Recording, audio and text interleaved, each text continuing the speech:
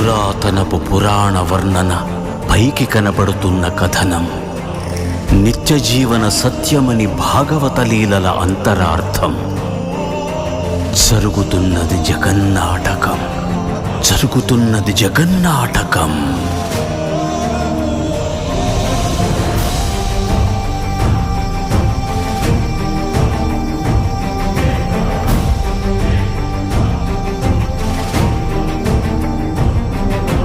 చెలియలి కట్టను తెంచుకొని విలయము విజృంభించునని, ధర్మమూలమే మరచిన జగతిని యుగాంతమెదురై ముంచునని, సత్యవ్రతునకు సాక్షాత్కరించి సృష్టి రక్షణకు చేయూతనిచ్చి, నావగ త్రోవను చూపిన మత్స్యం, కాలగతిని సవరించిన సాక్ష్యం.